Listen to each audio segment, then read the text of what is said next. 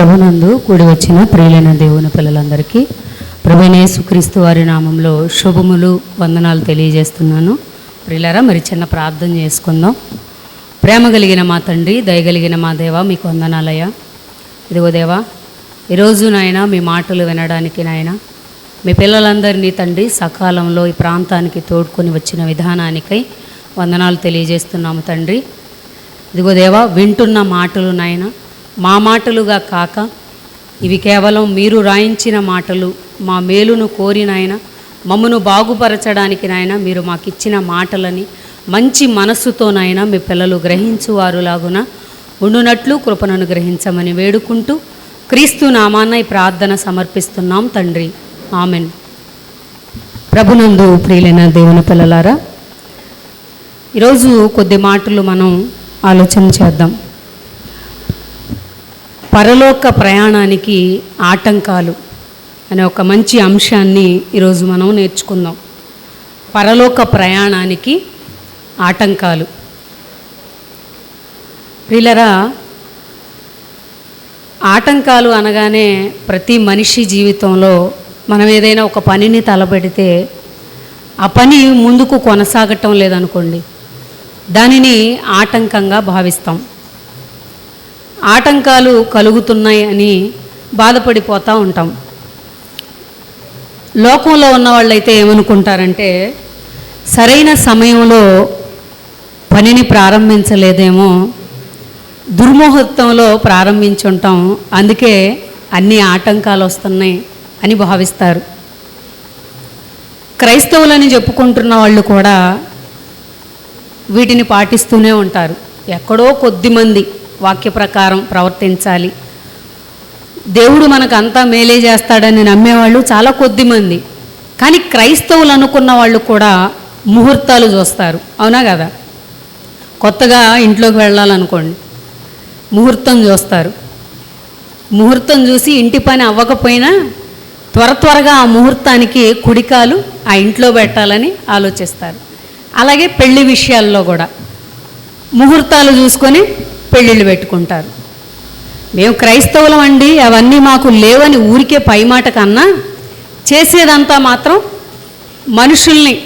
మనుషులు ఏదైతే ఫాలో అవుతారో, మనుషులు ఏదైతే పాటిస్తారో దాన్నే పాటిస్తారు.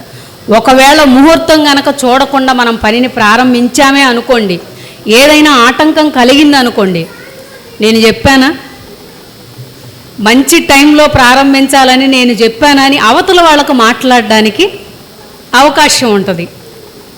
ఎందుకు వచ్చిన గోల, పెద్దోళ్ళు ఏదో చెబుతున్నారు కదా, అదే ఇదే అన్నట్లుగా మంచి సమయాన్ని పాటించాలని ముహూర్తాలను, సమయాలను, కాలాలను, దిన సూచికలను వీటన్నింటినీ కూడా చాలామంది ప్రారంభిస్తూ ఉంటారు. మరి లోకంలో ఉంటున్నటువంటి మనం ఇలాంటివి చూస్తున్నాము.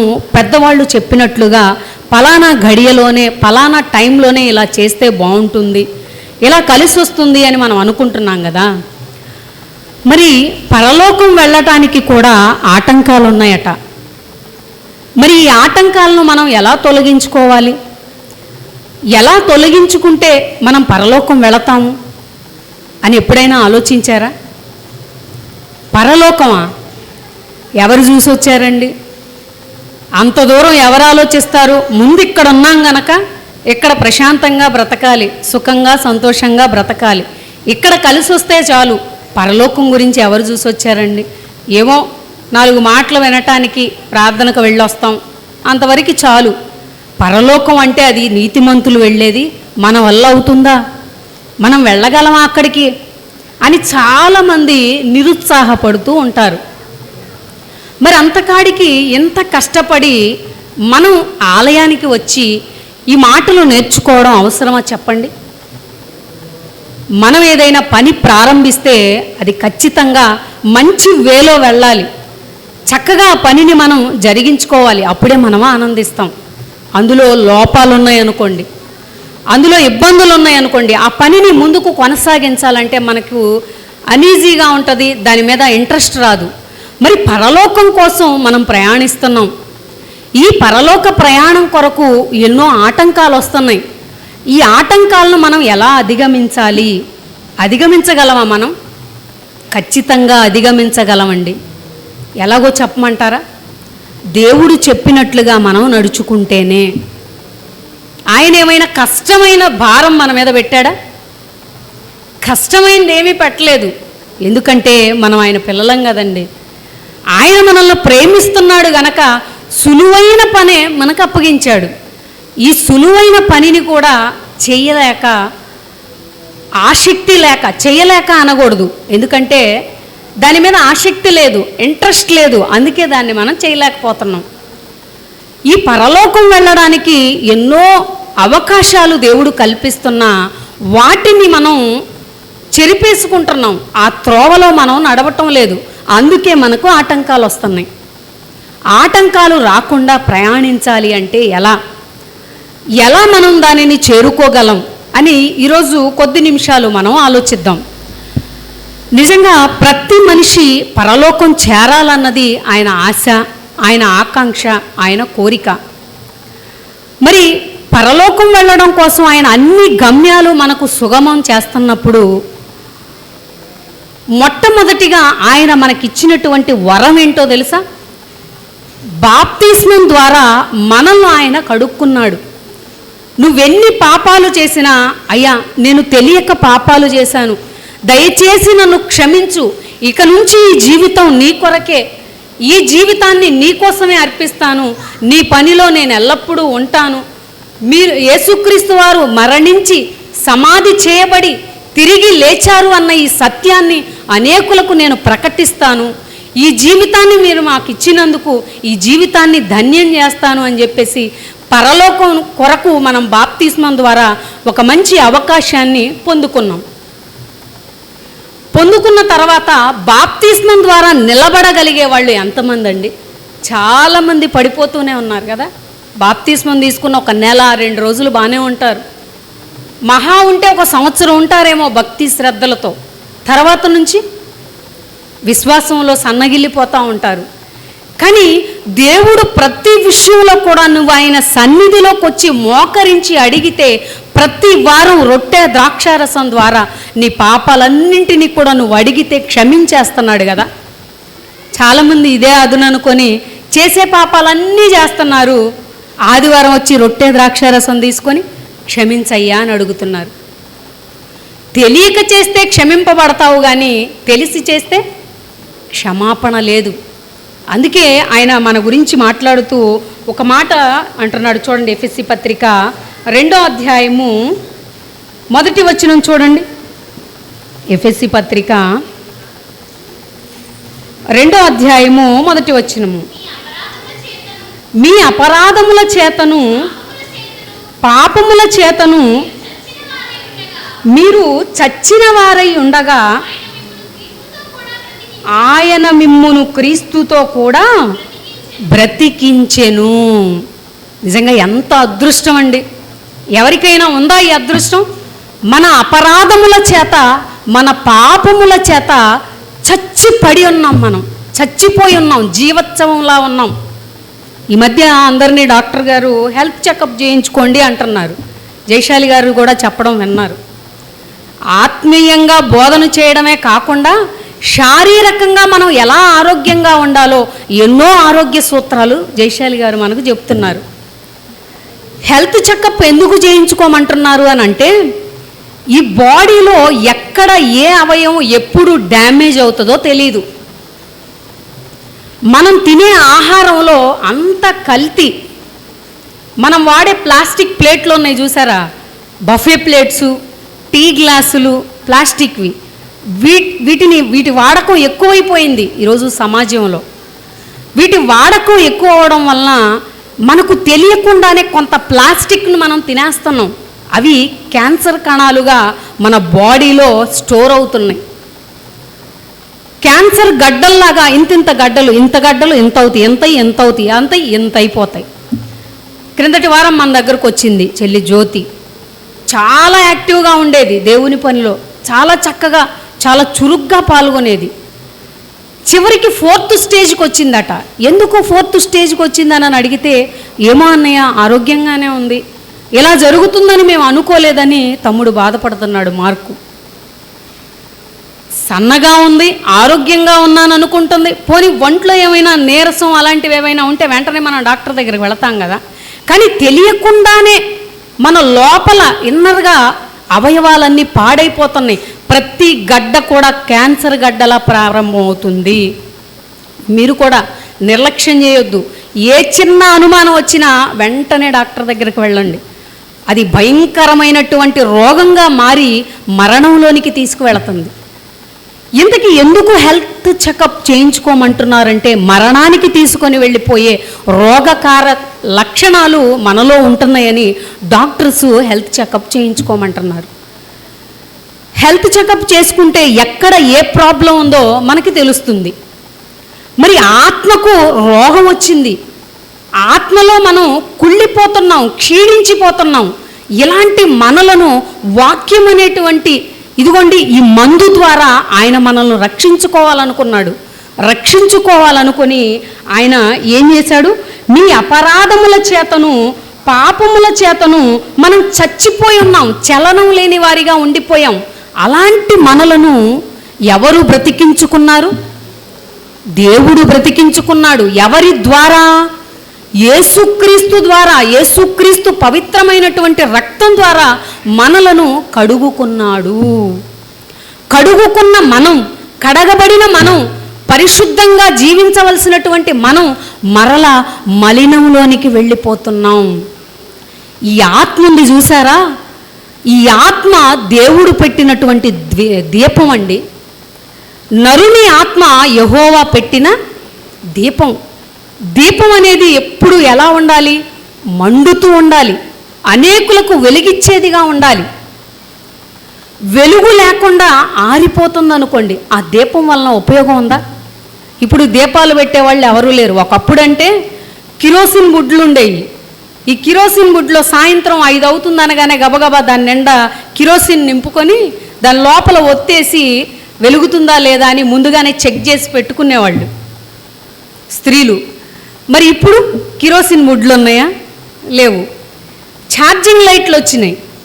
ఛార్జింగ్ లైట్లో ఛార్జింగ్ సరిగా ఎక్కడం లేదనుకోండి, వెలుతురు సరిగా రావటం లేదనుకోండి, వెంటనే మనం ఏం చేస్తాం? రిపేర్ అయినా చేయిస్తాం, లేదంటే దీనివల్ల ప్రయోజనం లేదు పడేద్దామని చెప్పేసి పడేస్తాం మనం.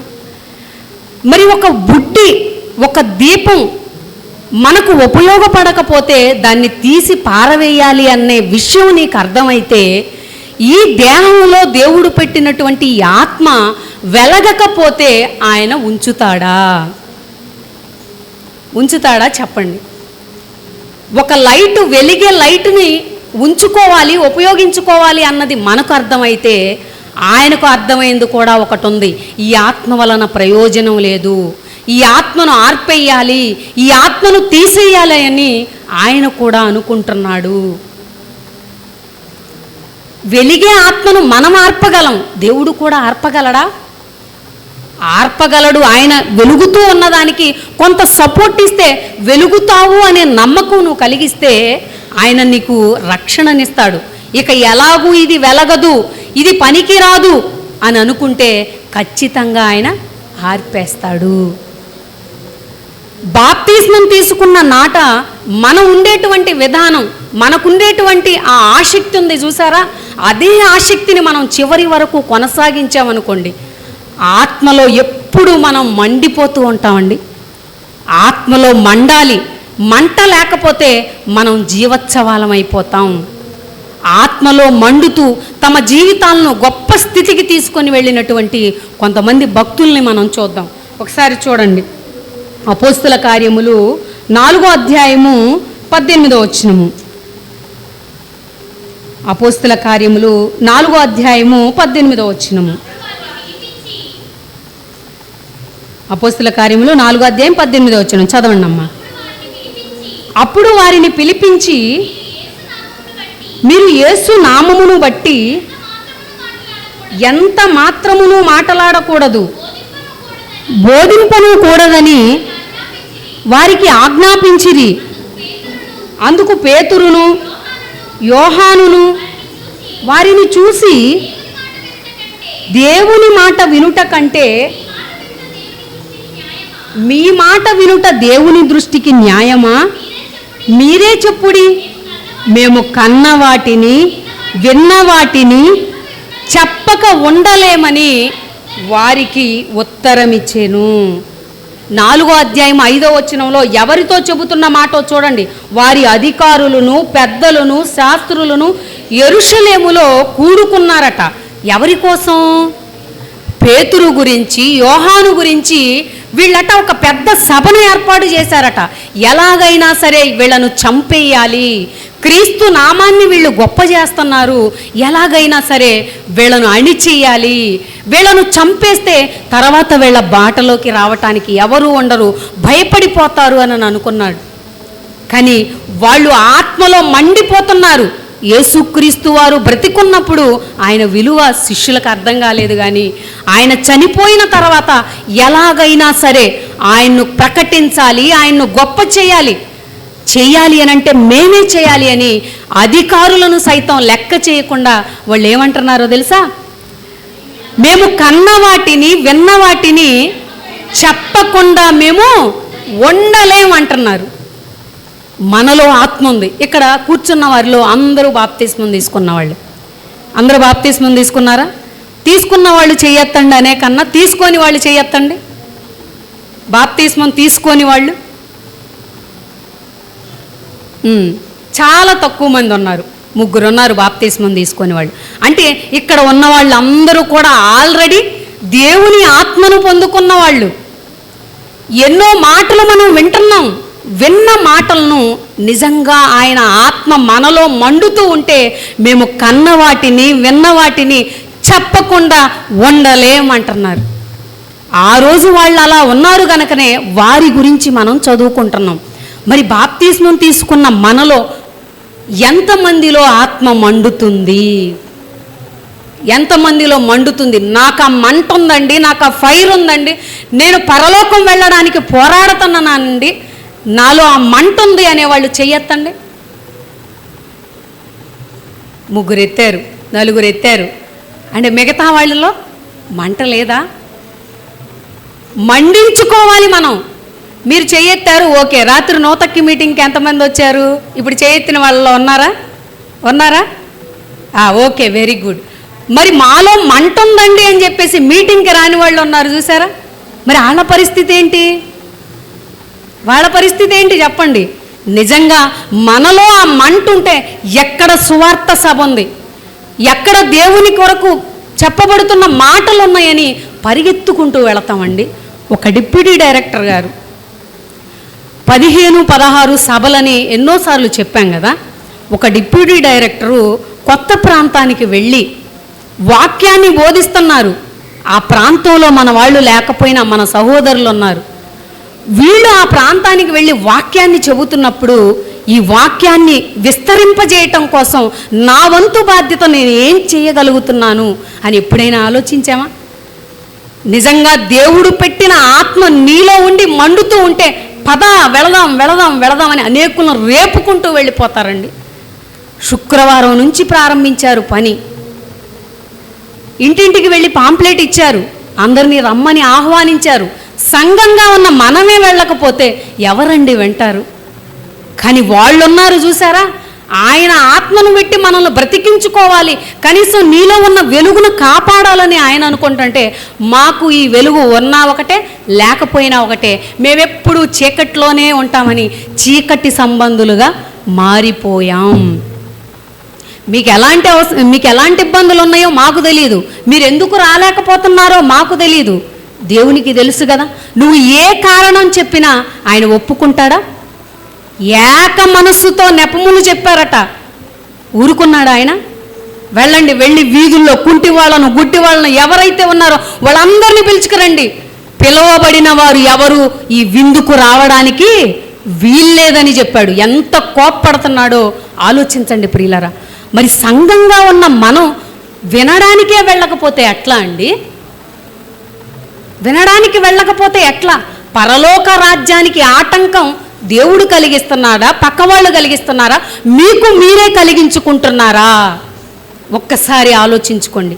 ఇక్కడ వీళ్ళు ఏమంటున్నారు? చంపే పరిస్థితి, వాళ్ళను చెరసాల్లో వేసి భయంకరంగా చంపే పరిస్థితి.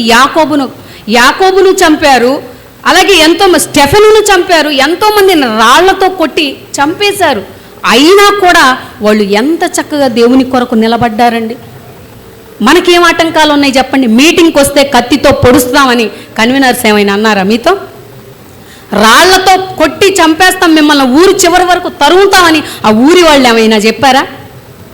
చక్కగా పరదాలు వేసి, కుర్చీలు వేసి, మంచి కొత్త సౌండ్ సిస్టమ్ పెట్టి ఆహ్వానిస్తున్నారు రమ్మని. అయినా కూడా వెళ్ళలేని పరిస్థితి.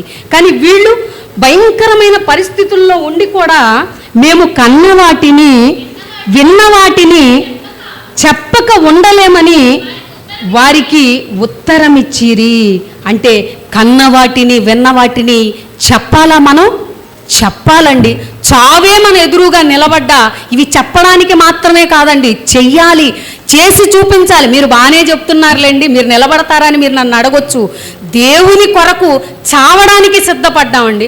మాకున్నటువంటి కోరికలు, మాకున్నటువంటి ఉద్యోగం అనేది, పిల్లలు అనేది, కుటుంబ సంతోషం అనేది, ఇవన్నీ విడిచిపెట్టుకొని మీ కొరకు మాదిరిగా ఎంతోమంది సేవకులు కనిపిస్తున్నారే. మేమేదో గొప్పవాళ్ళమని చెప్పుకోవటం లేదు. సేవ కొరకు త్యాగం చేసి అన్నింటినీ విడిచిపెట్టుకొని సంఘం కొరకు నిలబడుతున్నప్పుడు మీరు ఎంతవరకు నిలబడి ఆలోచిస్తున్నారు? ఎంతవరకు మీ పరలోకం వెళ్ళడానికి ఈ ఆత్మను సిద్ధం చేస్తున్నారు? ప్రియమైన దేవుని పిల్లలారా, ఈ మాటలు మేమేదో చెప్పాలని, మిమ్మల్ని ఏదో భయపెట్టాలని, మిమ్మల్ని ఏదో మభ్యపెట్టాలని చెప్పే మాటలు కాదండి. పరలోక రాజ్యానికి ఇవన్నీ ఆటంకంగా ఉన్నాయి. ఈ ఆటంకాలన్నీ మనం పడద్రోసుకుంటేనే పరలోకం వరకు మనం వెళ్ళగలమండి. పరలోకం వరకు వెళ్ళాలి అని అంటే ఈ చిన్న చిన్న ఆటంకాలన్నింటిని మనం తొలగించుకోలేమా? ఈ చిన్నవే తొలగించుకోలేకపోతే పెద్దవాటి వరకు మనం వెళ్ళగలమా? మరొక ఆయన చూడండి, మరొక ఆయన ఎలా ఉన్నాడు? అపోస్తల కార్యములు 4వ అధ్యాయం 31 చూడండి. వాళ్ళు ఎలా బోధించారో దేవుని వాక్యాన్ని. వారు ప్రార్థన చేయగానే వారు కూడి ఉన్న చోటు కంపించెను. అప్పుడు వారందరూ పరిశుద్ధాత్మతో నిండిన వారై దేవుని వాక్యమును ధైర్యముగా బోధించారట. దేవుని వాక్యమును ధైర్యంగా బోధించారు.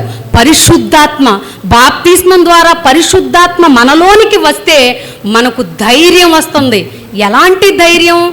దేవుని కార్యక్రమం చెయ్యాలి, నేను ఈ కార్యక్రమం చేయడానికి నా దేవుడు నాకు ధైర్యం ఇస్తాడు అనే ఆలోచన నీకు కలగాలి. పరిశుద్ధాత్మ దేవుడు మనలోనికి వస్తే అల్లరి చేయించడండి, భాషలు మాట్లాడించడు. ఆనాడు జరిగింది, ఆనాడు అంతవరకే. కానీ ఇప్పుడు పరిశుద్ధాత్మ దేవుడు మనలోనికి వస్తే నాకు పరిశుద్ధాత్మ వచ్చిందని చాలామంది అల్లరి చేస్తూ క్రైస్తవులకు అల్లరి వాళ్ళు, గొడవ చేసేవాళ్ళు అని క్రైస్తవులు ఒక చెడ్డ పేరు తెచ్చుకున్నారు. కానీ పరిశుద్ధాత్మ మనలో ఉంటే ధైర్యం వస్తుంది తెలుసా? ఆ ధైర్యాన్ని మనం నింపుకోవాలి అని అంటే ఆయన మాటలను మనం ఎల్లప్పుడూ మన హృదయంలో ఉంచుకోవాలి. స్టెఫెన్ గారు చూస్తారా, ఒకసారి రాళ్లతో కొట్టి చంపేస్తున్నా కూడా ఆయన ఎలాంటి ధైర్యాన్ని పుంజుకున్నారో ఒకసారి చూడండి. 6వ అధ్యాయం 8వ వచనం, అపోస్తల కార్యములు 6వ అధ్యాయము 8వ వచనము. స్టెఫెను కృపతోను బలముతోనూ నిండిన వాడై ప్రజల మధ్య మహత్కార్యములను గొప్ప సూచక క్రియలను చేయుచుండెను. అప్పుడు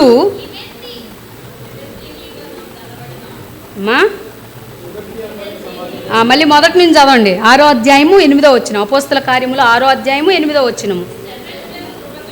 స్టెఫెను కృపతోనూ బలముతోనూ నిండిన వాడై ప్రజల మధ్య మహత్కార్యములను గొప్ప సూచక క్రియలను చేయుచుండెను.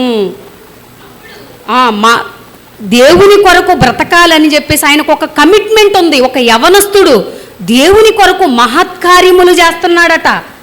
మహత్కార్యములు, సూచక క్రియలు చేస్తున్నాడు. దేనిని బట్టి?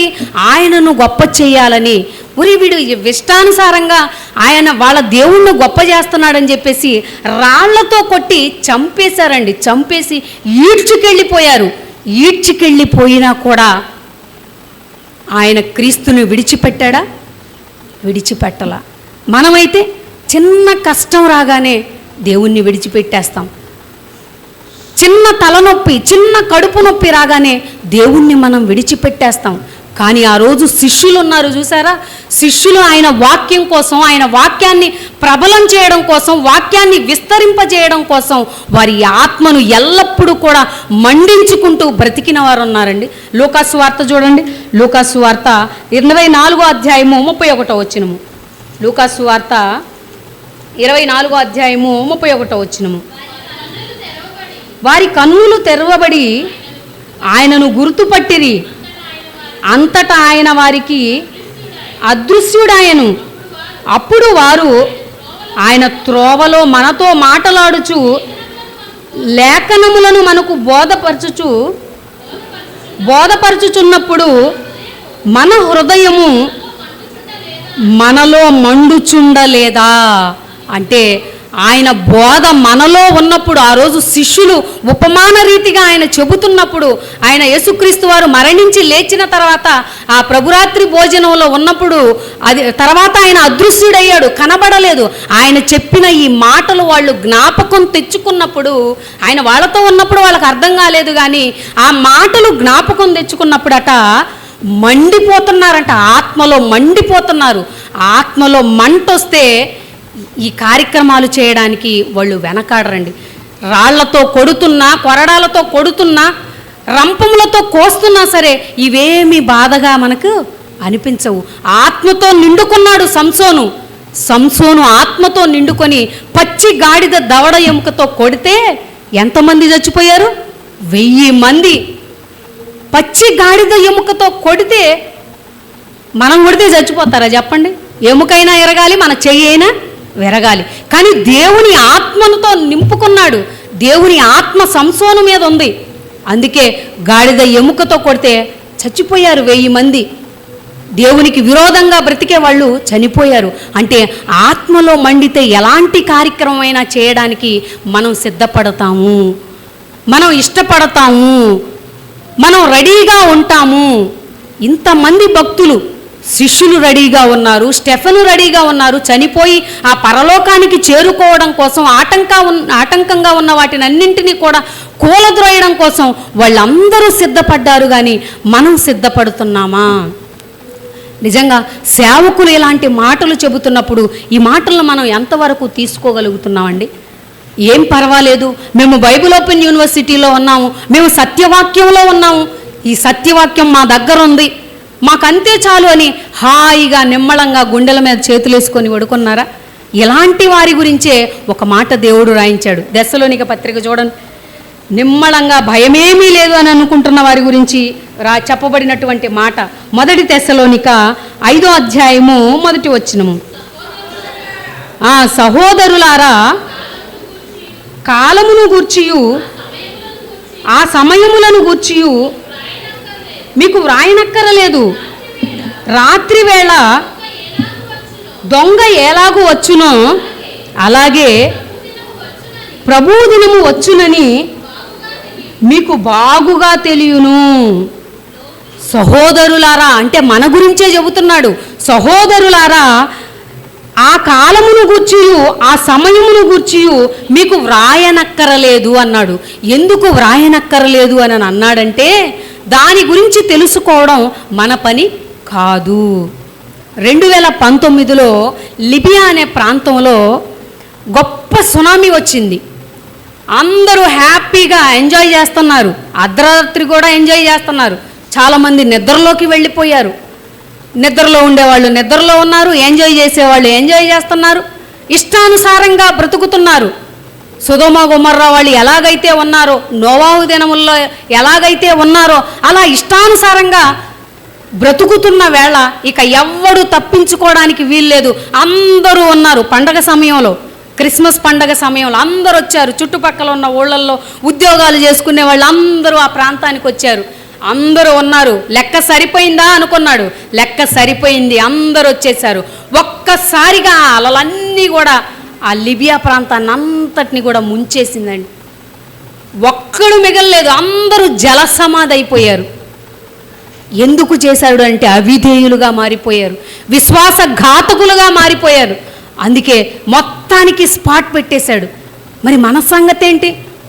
నాకేం పర్వాలేదండి, నాకు బీపీ లేదు, షుగర్ లేదు, కిడ్నీ వ్యాధి లేదు, క్యాన్సర్ అంతకన్నా లేదు, నేను హ్యాపీగా ఉన్నాను, నాకు ఏ రోగం లేదు, ఒక్క బిళ్ళ కూడా నేను వేసుకోవట్లేదు అని అనుకుంటున్నావేమో.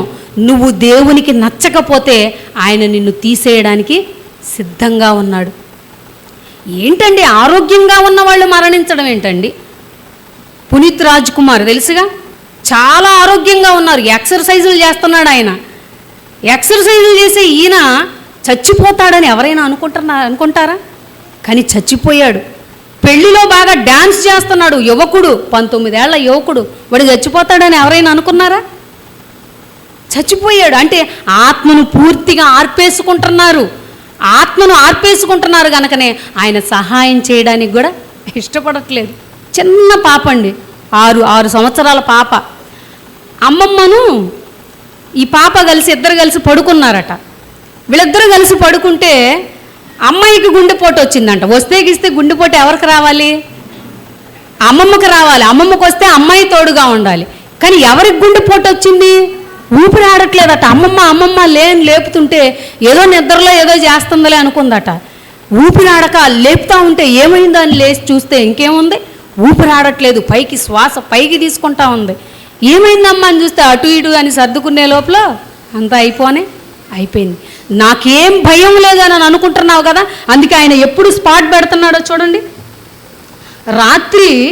రాత్రి వేళ దొంగ ఎలాగూ వచ్చునో అలాగే ప్రభువు దినము కూడా వచ్చును. దొంగ మనకు చెప్పొస్తాడా? ఈరోజు సాయంత్రం 12 గంటలకు మీ ఇంటికి నేను దొంగతనానికి వస్తున్నాను, బీరువా తాళాలు అందేలా పెట్టండి, నేను వెతుక్కునే పని లేకుండా అన్నీ సిద్ధంగా ఉంచండి అని చెప్పొస్తాడా దొంగ? చెప్పకుండానే వస్తాడు. విజయవాడలో తనిష్క్ జ్యువెలర్స్లో దొంగతనం జరిగింది. పెద్ద కన్నం వేసుకొని వెళ్ళాడు వాడు. కన్నం వేసుకొని వెళ్ళి ఎక్కడెక్కడ ఏమేమి ఉందో మొత్తం అయిన కాడికి అంతా దోచుకొని వచ్చేసాడు. చివరికి పట్టుబడ్డ తర్వాత ఏంట్రా నీ సంగతి, ఉద్యోగానికి వచ్చి ఏంద్రా ఈ పని చేసావనంటే, ఈ బంగారం అంతా తీసుకెళ్ళిపోతే నా బాధలన్నీ పోతాయి అనుకున్నాను, అందుకే ఈ పని చేశాను అన్నాడు. చివరికి దొరికిన తర్వాత ఉద్యోగస్తుల మధ్య తలెత్తుకోలేక నాకు చచ్చిపోవాలనిపిస్తుంది, నేను ఎందుకు బ్రతికానని అంటున్నాడు. అంటే ప్లాన్డ్గానే వెళ్ళాడు కానీ దొరికిపోయాడు. అలాగే ఇక్కడ చూడండి, రాత్రి వేళ దొంగ ఎలాగూ వచ్చునో అలాగే ప్రభువు దినము వచ్చునని మీకు బాగుగా తెలియను. లోకులు నెమ్మదిగా ఉన్నారు, ఏం పర్వాలేదు, అంతా కరోనా అంతా అయిపోయింది, first wave, second wave, third wave, fourth wave అన్నీ అయిపోయినాయి, ఏం లేదు, మనం హ్యాపీగా ఉన్నాం, ఏం భయం లేదు, రోగాలేమీ లేవు, తెగుళ్ళేమీ లేవు, ఇప్పుడు మన లోకం అంతా నెమ్మదిగా ఉంది, ప్రశాంతంగా ఉన్నామని అనుకుంటున్నావు కదా. చూడండి, భయమేమీ లేదు అని చెప్పుకొనుచుండగా గర్భిణీ స్త్రీకి ప్రసవ వేదన వచ్చినట్లు వారికి ఆకస్మికముగా నాశనము తటస్థించును. కనుక వారెంత మాత్రమును తప్పించుకొనలేరు. సహోదరులారా, ఆ దినము దొంగవలే మీ మీదికి వచ్చుటకు మీరు చీకటిలో ఉన్నవారు కారు, మీరందరూ ఏ సంబంధులు? వెలుగు సంబంధులు. చూసారండి దేవుని మనసు. ముందంతా చెప్పాడు, ప్రభు దినం ఎలా వస్తుందో, మీరు ఎలా ఉండాలో జాగ్రత్తగా ఉండండి అని చెప్పి మీ ఆత్మ ఆరిపోతుంది కదా, ఆరిపోయే ఈ ఆత్మకు ఆయన ప్రొటెక్షన్ ఇస్తున్నాడు. ప్రొటెక్షన్ ఇస్తూ ఏమంటున్నాడో తెలుసా? మీరు వెలుగు సంబంధులు నాయన, మీరు వెలుగు సంబంధులు కదా, వెలుగు సంబంధుల వలె, పగటి సంబంధుల వలె ఉండాలి. మీరు చీకట్లోకి జారిపోతున్నారు, జాగ్రత్త అని జాగ్రత్త చెబుతున్నాడు. చూడండి, చదవండి అమ్మా. మీరు చీకటిలో ఉన్నవారు కారు, మీరందరూ వెలుగు సంబంధులను పగటి సంబంధులనై ఉన్నారు. మనము రాత్రి వారము కాము, చీకటి వారము కాము. కావున ఇతరుల వలె నిద్రపోక మెలకువగా ఉండి మత్తులము కాక ఉందుము. ఇతరులు ఏం చేస్తున్నారు? రాత్రి అవ్వగానే, ఇదివరకైతే 10 అవ్వగానే పడుకునేవాళ్ళు, ఇప్పుడైతే 12 అవ్వాల్సిందే, పిల్లలకైనా పెద్దవాళ్ళకైనా. 12 నార్మల్ టైం. ఒకప్పుడు 8, 10ంటికి పడుకునే టైం ఇప్పుడు 12 నార్మల్ టైం అయింది. మరి ఏం చేస్తున్నావు 12 గంటల దాకా? వెళ్ళడానికి బెడ్ మీదకి 10 గంటలకే వెళ్ళినా 2 గంటలకు వాట్సాప్. ఏంటి వాట్సాప్లో ఏముందో మొత్తం చూడాలి. ఒక 5 నిమిషాలు, ఒక అరగంట వాట్సాపు, ఒక అరగంట యూట్యూబు, ఒక అరగంట ఫేస్బుక్. ఇలా అరగంట చూసుకుంటూ పోతే 2 కూడా అవ్వచ్చు. 2 అయినా ఆశ్చర్యపడాల్సింది లేదు. అంటే ఇక్కడ ఏమంటున్నాడు, మనము రాత్రి వారము కాగుము, చీకటి వారము కాము, ఇతరుల వలె నిద్రపోక మెలకువగా ఉండాలి. సభలు ఎప్పుడు జరుగుతాయండి? రాత్రిపూట కదా జరుగుతాయి. రాత్రిపూట సభలు జరుగుతున్నాయి. ఆ సభలలో నువ్వు మెలకువగా ఉన్నావనుకో నీకు ఉపయోగం. అలా కాకుండా బెడ్ మీద హ్యాపీగా పడుకొని సెల్ ఫోన్ చూస్తూ అర్ధరాత్రి వరకు ఉన్నావనుకో నీకు ఉపయోగం ఉంటుందా? నీకు కళ్ళు నొప్పులు, కళ్ళకు సంబంధించిన జబ్బులు, ఉదయాన్నే ఆఫీసులో తిట్లు, ఇవన్నీ ఉంటాయి. అదే దేవుని పనిలో ఉంటే ఒక అరగంట లేటుగా వెళ్ళావనుకో, ఏంటయ్యా ఎందుకు లేటుగా వచ్చావు అని అడిగారు అనుకోండి, రాత్రి మీటింగ్కి వెళ్ళానండి అందుకే లేట్ అయిందండి అని చెబితే ఒకవేళ నీ యజమానికి నీ మీద జాలి పుట్టొచ్చు, దయ పుట్టొచ్చు, నిన్ను ఎక్స్క్యూజ్ చేయొచ్చు. అలా కాకుండా రాత్రి ఏంటో ఒక వీడియో చూశాను, ఇంట్రెస్ట్గా ఉంది, ఏంటా అని ఆ వీడియో అంతా చూసా, అది చూసిన తర్వాత మరొకటి చూస్తున్నాను, అది అలా 2 అయిపోయింది అందుకే లేట్ అయిందని బాస్కి చెప్పావనుకో, ఓరి దుర్మార్గుడు అసలు నువ్వు ఈ ఉద్యోగానికే పనికిరావని చెప్పేసి నిన్ను ఉద్యోగంలోంచే తీసేస్తాడు. అంటే మనం ఎలా ఉండాలి? దేవుని కొరకు బ్రతికేటువంటి మనం, దేవుని పిల్లలం అనిపించుకుంటున్న మనం ఎలా ఉండాలి? రాత్రి సంబంధులు కాక నిద్రపోక మెలకువగా ఉండి మత్తులు కాక ఉందము. నిద్రపోవువారు రాత్రివేళ నిద్రపోవుదురు, మత్తు ఉండువారు రాత్రివేళ మత్తుగా ఉందురు. మనము పగటివారమై ఉన్నాము గనక మత్తులమై ఉండక విశ్వాస ప్రేమలను కవచము రక్షణ నిరీక్షణయను శిరస్రాణమును ధరించుకొందుము. ఎందుకనగా మన ప్రభు అయిన యేసుక్రీస్తు ద్వారా రక్షణ పొందుటకే దేవుడు మనలను నియమించెను. ఎందుకు నియమించాడట? ప్రభు అయిన యేసుక్రీస్తు ద్వారా రక్షణ పొందుటకే దేవుడు మనలను నియమించాడు. పరలోక రాజ్యానికి నీకు ఆటంకంగా ఉన్న వాటినన్నింటినీ కూడా తొలగించడానికి ఆయన సహకరిస్తూ ఆయన మనల్ని రక్షింపబడటం కోసమే మనల్ని సృష్టించాడు. కానీ మనం ఎలా అయిపోయామో తెలుసా? రక్షణలోనికి రావటం లేదు, కానీ రక్షణలో ఉన్నామనుకొని శిక్షలోనికి వెళ్ళిపోతున్నాం. క్రిందకి చెబుతున్నాడు, మనం అంతా ఏ క్యాడర్లో ఉన్నాము చదవండి. మనము మేలుకొని ఉన్నను, పైది మిస్ చేశారా? ఎందుకనగా మన ప్రభు అయిన యేసుక్రీస్తు ద్వారా రక్షణ పొందుటకే దేవుడు మనలను నియమించెను గాని ఉగ్రత పాలగుటకు నియమింపలేదు. మనం ఎంత కష్టపడి ఉగ్రత పాలవ్వడం అవసరమా? ఉగ్రత పాలవ్వడానికి నేను మిమ్మల్ని ఉగ్రత పాలు చేయడానికే సృష్టించాను అన్నాడా? అనలా. మన గురించి ఎంత జాగ్రత్త అండి. ఒక తల్లి కూడా ఇంత జాగ్రత్త తీసుకోదు. సృష్టిలో అందరికన్నా మంచి ప్రేమ, గొప్ప ప్రేమ, స్వచ్ఛమైన ప్రేమ తల్లి ప్రేమ అంటారు కదా. తల్లి తండ్రికి మించినటువంటి ప్రేమ దేవునిలో ఉన్నది. ఆయన మనల్ని అనునిత్యం కాపాడుతున్నాడు కదా. ఈ విషయాన్ని ఎంతమంది అండి తెలుసుకున్నారు? ఎంతమంది ఆయన అడుగుజాడల్లో నడుస్తున్నారు చెప్పండి? బుద్ధి లేని కన్యకలు, బుద్ధిగల కన్యకలు అని మనకు తెలుసు. ప్రభువా నేను బుద్ధిగల కన్యకలాగా ఉంటాను ప్రభువా, ఇది కథలాగే మనకు తెలుసు. బుద్ధిగల కన్యలాగే ఉంటాను ప్రభువా అని నేను ప్రార్థన చేస్తాం. కానీ బుద్ధిగల కన్యకలా ఉండటానికి ప్రయత్నిస్తున్నావా? ప్రార్థనే చేస్తాం మనం, ప్రయత్నం మాత్రం చెయ్యం. ఒక ఆవిడ అంటుందిలేండి, ఏమోనండి దేవుడు ఎప్పుడు వస్తాడో తెలియదు, మా ఇంట్లో నూనె ఎప్పుడు రెడీగా ఉండాలి, మా ఇంట్లో డబ్బాలో నూనె ఎప్పుడు అయిపోదు అంటుంది. ఏ డబ్బాలో నూనె అనుకున్నా, ఇంట్లో వంట చేసుకునే సన్ఫ్లవర్ ఆయిల్ క్యాన్ అట. వాళ్ళ ఇంట్లో నూనె అయిపోతే ఏమో తట్టుకోలేదట. ఈవిడికి ఎలా అర్థమైంది? మహానుభావుడు మరి ఆమె నేర్చుకుంటున్నటువంటి ఆ బోధకుడు ఏం చెప్పాడో కానీ వాళ్ళ ఇంట్లో నూనె మాత్రం నూనె అయిపోతే ప్రాణం పోయినట్లుగా ఫీల్ అవుతుందట. బుద్ధిగల కన్యకలా ఉంటాను నేను అని చెప్పేసి అసలు వెలిగించుకోవాల్సినటువంటి ఆత్మనేమో ఆర్పేసుకుంటుంది. ఒక సిద్ధలా నువ్వు ఉండాలి. సిద్ధలో నూనెగా వాక్యం అనేటువంటి వెలుగును నువ్వు పెట్టుకోవాలి తెలుసా. ఈ వాక్యం అనే వెలుగు లేకపోతే ఏమైపోతాం చెప్పండి?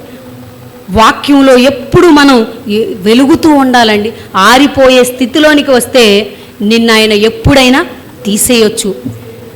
ఎప్పుడైనా తీసేయొచ్చు. దాని కొరకు మనం సిద్ధపడి ఉండాలి. దీని కొరకు సిద్ధపడినటువంటి కన్యకగా మనం ఉండాలి. బుద్ధి లేని వాళ్ళు ఏం చేశారు, మా దగ్గర అయిపోయింది, కొంచెం నూనె ఇవ్వమని అడిగారు. మా దగ్గర లేదు. వాళ్ళు కూడా చాలా తెలివిగా చెప్పారు సమాధానం. మనం ఇక్కడేనండి పొరపాటు పడుతున్నాం. దేవుని పనిలో ఉంటున్నామని అనుకుంటున్నాం, కానీ ఎక్కడెక్కడ లోపాలు జరుగుతున్నాయో ఆ లోపాలను మనం దిద్దుకోలేకపోతున్నాం, ఆ లోపాలను మనం సరిచేసుకోలేకపోతున్నాం. అందుకే మనం ఆత్మలో వెనకబడిపోతున్నాం. ఆత్మకు ఆటంకాన్ని కలిగించేటువంటి వారంగా మనమే ఉండిపోతున్నాం. మీరు వెళ్ళి కొనివారి దగ్గరికి వెళ్ళి తెచ్చుకోండి అని అన్నారు. అయ్యో వీళ్ళ దగ్గర లేదంట అని చెప్పేసరికి మర్యాదగా చెప్పారు, వెళ్ళారు, నూనె కొనుక్కున్నారు, మళ్ళా వచ్చారు. వచ్చేటప్పటికి పెళ్లి కుమారుడు ఉన్నాడా? లేడు.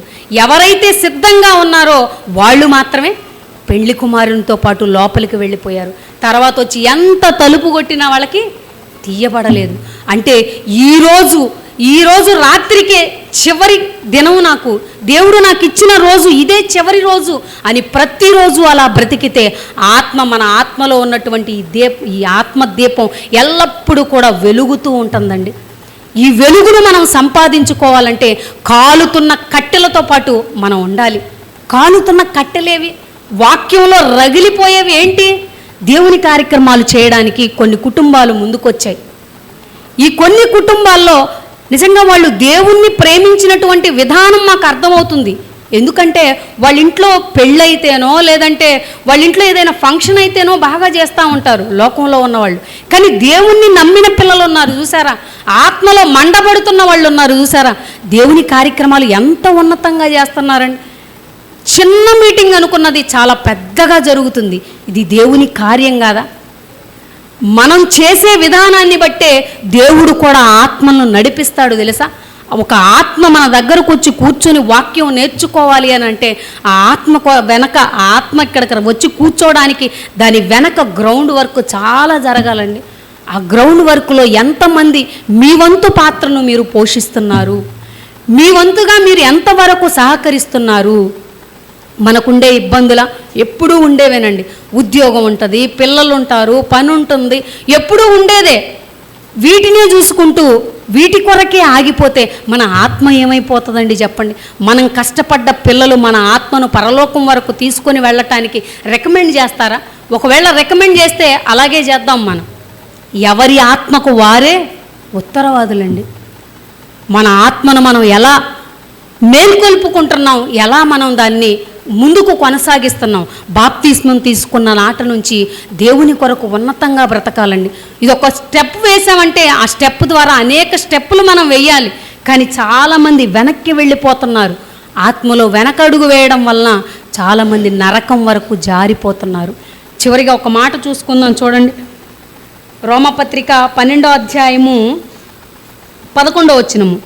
రోమపత్రిక 12వ అధ్యాయము 11వ వచనము. ఆసక్తి విషయములో మాంద్యులు కాక ఆత్మయందు తీవ్రత గలవారై ప్రభువును సేవించుడి, నిరీక్షణ గలవారై సంతోషించుచు, శ్రమయందు ఓర్పు గలవారై ప్రార్థనయందు పట్టుదల కలిగి ఉండాలి అని చెబుతున్నాడండి. ఎంత చక్కగా అండి. మనం ఎలా ఉండాలని చెబుతున్నాడు. ఆసక్తి విషయంలోనట మాంద్యులుగా ఉండకూడదు. ఈరోజు అందరూ కూడా ఎలా ఉంటున్నారు? మందమతులుగా ఉంటున్నారు. ఆసక్తి విషయంలో ఏ విషయాల్లో ఆసక్తిని చూపిస్తున్నారు? మనకు సంబంధించినటువంటి విషయాల్లో అయితే ఎక్కడ లేని ఆసక్తి మనకి వస్తుంది. మంచి నేలన పడిన విత్తనాల వలె ఈరోజు ఎంతమంది ఫలించగలుగుతున్నారు? ఈ ఐహిక విచారాలు మనల్ని అణిచేస్తున్నాయండి. ముళ్ళ పొదల్లో పడ్డాయి ఎలాగైతే అణిచివేయబడుతున్నాయో, మంచి నేలన పడిన విత్తనాలు ఎప్పుడైతే నా కోసం వస్తాయని ఎదురు చూస్తున్నారు. మంచి నేలన పడిన వాళ్ళు చాలా కొద్ది మంది. 99% క్రైస్తవులు ఐహిక విచారాల వలన అందులో పడిపోయిన వాళ్ళే. లోక సంబంధమైనటువంటి ఈ జీవన సంబంధమైనటువంటి ఈ వ్యాపారంలో చిక్కుకున్న వీళ్ళు తమ జీవితాన్ని అర్ధాంతరంగా అపవాదికి అంకితం చేస్తున్నారు. కానీ దేవుడు ఏమంటున్నాడు? ఆసక్తి విషయంలో మాంద్యులు కాక ఆత్మయందు తీవ్రత కలిగి ఉండాలి. ఆత్మయందు తీవ్రత కలిగి ఉండాలండి. ఇలాంటి తీవ్రత ఎంతమందిలో కనబడుతుంది? ఆత్మలో తీవ్రత ఎంతమందిలో ఉంది? జ్వరం తీవ్రత తెలుసు మనకు. 104, 105 వచ్చిందంటే పరిగెత్తుకుంటూ వెళ్ళిపోతాం కదా హాస్పిటల్కి. ఎందుకు? ఇంత జ్వరం ఉండకూడదు. ఇంత జ్వరం ఉంటే లోపల ఏదో తేడా ఉంది, ఏదో అవయవం డ్యామేజ్ అయిందని మనకు అర్థమైపోతుంది కదా. జ్వరం మాటికి వస్తుందంటే లోపల ఆర్గాన్స్ డ్యామేజ్ అయినట్టు, ఇన్ఫెక్షన్ ఉన్నట్టు. హై ఫీవర్ వస్తే ఖచ్చితంగా హాస్పిటల్కి వెళతాం. అంటే దాని తీవ్రత, దాని పర్యవసానం, దాని నష్టం మనకు తెలిసింది. కానీ ఆత్మ యొక్క తీవ్రత, ఆత్మలో తీవ్రత తగ్గితే మనం నరకానికి వెళతామన్న సంగతి ఈరోజు ఎంతమంది తెలుసుకున్నారు? అందుకే ఆయన మనల్ని మేల్కొల్పుతున్నాడు. మేల్కొల్పుతూ ఆత్మయందు తీవ్రత గలవారై ప్రభువుని సేవించుడి, నిరీక్షణ గలవారై సంతోషించుచు, శ్రమయందు ఓర్పు గలవారై ప్రార్థనలయందు పట్టుదల కలిగి ఉండి, పరిశుద్ధుల అవసరాలలో పాలు పొందుచు శ్రద్ధగా ఆతిథ్యమిచ్చుచు ఉండాలి. ఏంటి ఎంత తీవ్రత వచ్చిందా? ప్రతి విషయంలో కూడా తీవ్రత అనేది ఉండాలి. లోక సంబంధమైన విషయాల్లో తీవ్రత ఉన్నా లేకపోయినా పర్వాలేదు, కానీ దేవుని యొక్క విషయంలో మాత్రం తీవ్రత ఉండాలండి. ఈ మంచి ఆసక్తి కనుక మనలో లేకపోతే మనం నరకానికి జారిపోవాలి. పౌలు గారు వెళ్ళారు అంతియొక్కయ సభలో. ఆయనట ఆ విగ్రహాలు అవన్నీ చూస్తూ ఉన్నప్పుడట వాటన్నింటినీ చూసి ఆయన అక్కడ వాక్యం చెప్పకూడదని చెప్పేసి ఒక ప్రాంతానికి, ఆసియాలో వాక్యం చెప్పకూడదు అన్నప్పుడు మరొక ప్రాంతానికి ఈయన వచ్చాడు. వచ్చినప్పుడు ఆ ప్రతిమలు అవన్నీ చూస్తూ ఉన్నాడు. నన్ను వాక్యం చెప్పొద్దు అన్నాడు, నేను సైలెంట్గా ఉంటే సరిపోతుంది అని అనుకున్నాడా? ఆ విగ్రహాలను వాటన్నింటినీ కూడా చూసినప్పుడట ఈయనకట ఆత్మ పరితాపం పట్టలేకపోయాడట. పట్టలేక వాళ్ళతో కూర్చొని మాట్లాడుతున్నాడట. మాట్లాడుతుంటే వాళ్ళు ప్రశ్నలు అడుగుతున్నారు, ఈయన చెబుతున్నాడు. ఒరే వీడేదో కొత్త బోధ తీసుకొచ్చాడు, ఏదో చెప్పాలనుకుంటున్నాడు అని చెప్పేసి పౌలు గారిని తీసుకెళ్ళి అక్కడ కూర్చోబెట్టారు. అంతియొక్కయ సభలో, అక్కడ అరియోపగు సభలో కూర్చోబెట్టారు. కూర్చోబెడితే వాళ్ళు ఎలాంటి వాళ్ళు అంటే కొత్త సంగతి కావాలి వాళ్ళకి, పాత వద్దు. రాత్రి ప్రసన్న చెప్తున్నారు కదా, మాకు పాత టైటిల్స్ వద్దు, కొత్తవి కావాలంటున్నారు. కొత్తవి ఎక్కడి నుంచి వస్తాయి? పాత సబ్జెక్టే అయినా దాంట్లో కొత్త విషయాలు వస్తాయి. కానీ చాలామంది టైటిల్ ఇవ్వగానే మాకు కొత్త సబ్జెక్టులు కావాలంటున్నారు. అంటే వీళ్ళు కూడా ఎలా అయిపోయారు? ఏథెన్సు పట్టణస్తుల్లాగా అయిపోయారు. వాళ్ళట చాలా ఖాళీగా ఉంటున్నారట. ఒకసారి చూడండి, చూస్తే బాగుంటుంది. అయిపోయింది, ముగించుకుందాం. అపోస్తల కార్యములు 17వ అధ్యాయము 16వ వచనం చూద్దాం. 22 చివరి భాగంగా చూడండి. పౌలు అరియోపగు మధ్య నిలిచి చెప్పినదేమనగా, ఏథెన్సు వారలారా, మీరు సమస్త విషయములలో అతిదేవతా భక్తి గలవారై ఉన్నట్లు నాకు కనబడుచున్నది. నేను సంచరించుచు మీ దేవతా ప్రతిమలను చూచుచుండగా ఆ బలిపీఠము నాకు కనబడెను. 16 చూద్దామమ్మా, బాగుంటుంది. 16 వచనం. పౌలు ఏథెన్సులో వారి కొరకు కనిపెట్టుకొని ఉండగా ఆ పట్టణము విగ్రహములతో నిండి ఉండుట చూచినందున అతని ఆత్మ పరితాపము పట్టలేకపోయిందట. పౌలు గారికి ఆత్మ పరితాపం పట్టలేకపోయింది. మనలో కూడా ఆత్మ ఉంది. ఈ ఆత్మ పరితాపం పట్టలేకుండా ఉంది అని అంటే నువ్వు కరెక్ట్ ట్రాక్లో ఉన్నావని.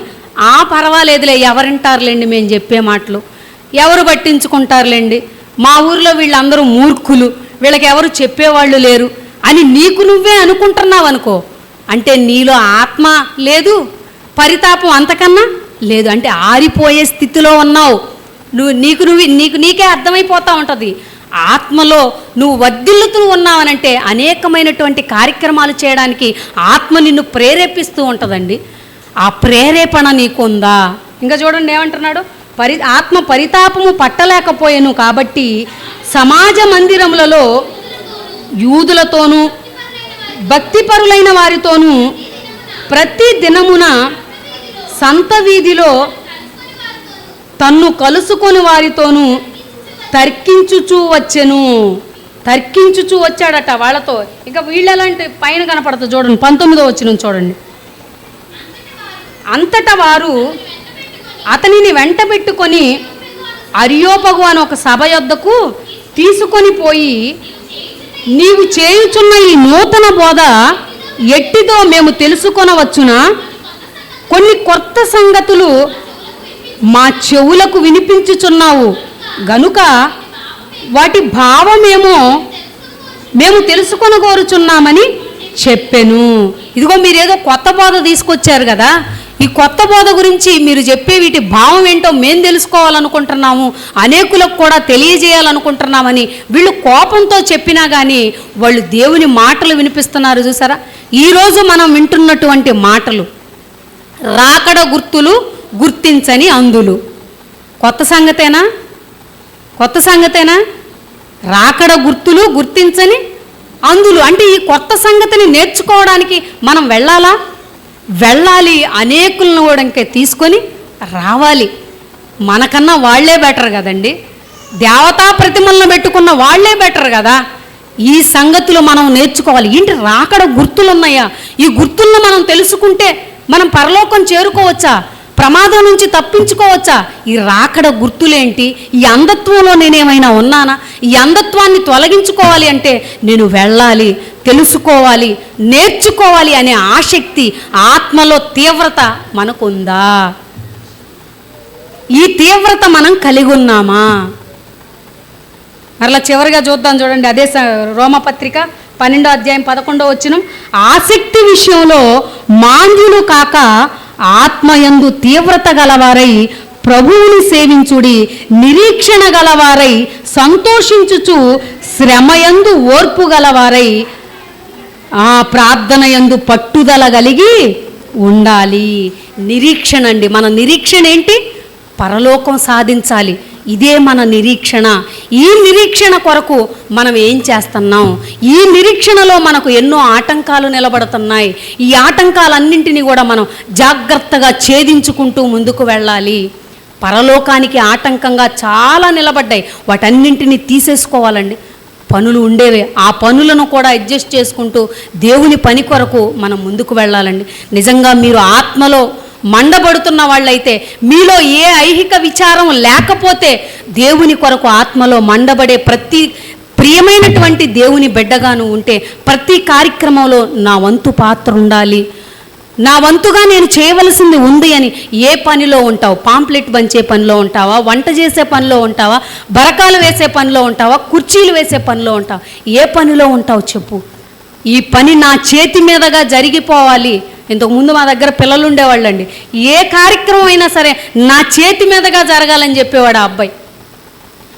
మేము ఇల్లు కాలేజీ కడుతున్నప్పుడు చిన్న ఇటుకరాయి పెట్టే దగ్గర నుంచి చివరి వరకు నేనే ఉండాలనేవాళ్ళు. అంటే ఆసక్తి విషయంలో ఎంత బాగుంటున్నారో చూడండి. ఇలాంటి ఆసక్తి మనకు ఉండాలి. ఒక కార్యక్రమం మొదలు పెట్టామంటే ఆ పనిలో నేను ఉండాలి. ఆ తీపి గుర్తులు మనకు ఉండాలి. తీపి గుర్తులను మనం ఫోటోలుగా చేసి బీరువాల్లో దాచుకుంటాం కదా, అవి కాదు. దేవుని దగ్గర తీపి గుర్తులు ఉండాలి అని అంటే ఇలాంటి కార్యక్రమంలో నువ్వు రా, నీతో పాటు అనేకులను తీసుకొని రా. సంఘంగా ఉన్న మనమే వెళ్ళకపోతే చుట్టుపక్కల ఉన్నవాళ్ళు ఎలా వస్తారండి? కొత్త ప్రాంతం వెళ్ళాం కదా, ఎంత చెప్పేది మహాజ్ఞానం. ఈ మహాజ్ఞానం నేర్పించడం కోసం మనం వెళ్ళాలి, మనతో పాటు అనేకులను తీసుకెళ్ళాలి కదా. మనమే వెళ్ళకపోతే వాళ్ళు ఏదో చెప్పుకుంటున్నారు, ఏదో మతబోధ అని హేళన చేసుకోవడానికి కాకపోతే మరొకటి ఉందా? ప్రియమైన దేవుని పిల్లలారా, పరలోకానికి ఆటంకంగా ఉన్న వాటిని అన్నింటినీ కూడా తొక్కేసుకుంటూ ఆత్మ కొరకు మీ ఆత్మను కాపాడుకోవడం కోసం మీరంతా ముందుకు అడుగులు వేయాలి. దేవుని కార్యక్రమాల్లో ముందు పరిగెడుతున్న వాళ్ళకి సహకారిగా మీరంతా ఉండాలని తెలియజేస్తూ ఈ నా మాటలు ముగిస్తున్నాను. ప్రియులారా, ప్రార్థన చేసుకుందాం. ప్రేమ కలిగిన మా తండ్రి, దయగలిగిన మా దేవా, మీకు వందనాలయ్యా. ఇదిగో దేవా, పరలోకానికి నాయన ఆటంకంగా మా ముందు ఎన్నో నిలబడుతున్నాయి తండ్రి. వాటన్నింటినీ కూడా నాయన మేము పడద్రోసుకుంటూ నాయన మీ వైపు చూస్తూ నాయన మీ కొరకు ముందుకు అడుగులు వేసే మంచి హృదయాన్ని నాయన మాకు అనుగ్రహించండి నాయన.